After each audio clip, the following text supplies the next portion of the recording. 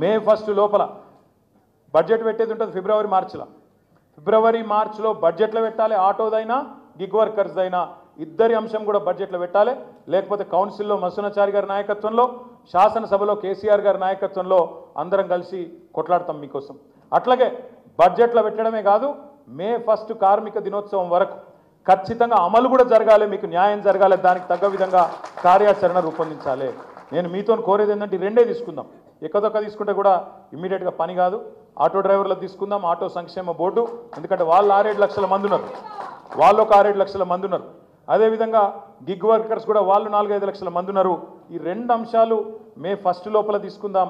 ఫిబ్రవరిలో ఏం చేయాలి, మార్చిలో ఏం చేయాలి, ఏప్రిల్లో ఏం చేయాలి మీరు ఆలోచన చేయండి. సీనన్నను, చారన్నను, మిగతా కార్మిక విభాగాల నాయకులను నేను కోరేది ఒకటే, ఆటో వాళ్ళ సమస్య నాకేంది, నేను హమాలి యూనియన్ నాయకుడు అంటే కుదరదు. ఒక కాకికి కష్టం వస్తే 10 కాకులు ఎట్లా వాళ్తాయో మీరు కూడా అట్లా వాలాలి. మీది కాకియే, వాళ్ళది కాకియే, మీరు ఒకటే. అంటే ఆ కాకి వేరు, ఈ కాకి వేరు. నేను చెప్పేది అంటే నేనేమంటున్నా అంటే ఒక కాకి బాధపడి కింద పడితే అన్ని కాకులు ఉరికొస్తాయి, 1000 కాకులు ఉరికొచ్చి కావు కావు కావు అని లొల్లి పెట్టి ఊరంతా చూసేటట్టు చేస్తాయి. గట్లనే ఒక కార్మికుడికి కష్టం వస్తే మిగతా వాళ్ళు ఎన్నైనా కావచ్చు, ఏ బోర్డు కావచ్చు, ఏ సంఘం కావచ్చు, అందరం పోవాలి. అందరం తలుపుకుంటేనే తెలంగాణ ఉద్యమం అయింది. సింగరేణి కార్మికులు ఒక్కలు అనుకుంటే 5 దక్షిణాది రాష్ట్రాలకు కరెంటు కట్ అయ్యే పరిస్థితి వచ్చింది. గట్లుంటుంది. మనం గట్టిగా అనుకుంటే, గట్టిగా తగులుకుంటే ముమ్మాటికి లాభం జరుగుతుంది.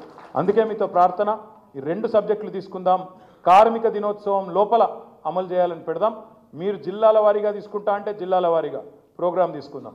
దాంతోపాటు రాంబాబు గారితో, రూప్ సింగ్ గారితో నా ప్రార్థన, 33 జిల్లాలలో ఇవాళ అందరికంటే ఉధృతంగా, మన విద్యార్థి విభాగం కంటే కూడా ఉధృతంగా ముందుకుండాల్సింది మీరు, ఎందుకంటే అందరికంటే ఎక్కువ దెబ్బ తగులుతుంది మీకు. కాబట్టి 33 జిల్లాల్లో ఎక్కడెక్కడైతే ఖాళీలు ఉన్నాయో కొత్త కమిటీలు వేసుకుంటానంటే వేసుకోండి, లేదా ఎక్కడన్నా చిన్న చిన్న గ్యాప్స్ ఉంటాయంటే పూడ్చుకోండి. కొత్త వాళ్ళను, గట్టిగా ఉన్న వాళ్ళను, కొట్లాడే పోరాట పటిమ ఉన్న వాళ్ళను, అంటే కేసులు పెట్టిండు, పీసులు పెట్టిండు అంటే భయపెట్టోళ్ళు అయితే వద్దు. భయపెట్టోళ్ళు ఇంట్లో ఉండుర్రి. కొట్లాడేటోళ్ళు, రేవంత్ రెడ్డికి సుక్కలు చూపెట్టేటోళ్ళు ఎవరైతే ఉంటారో వాళ్ళు రావాలి, ముంగట నిలబడాలి. కేసులకు భయపడదు.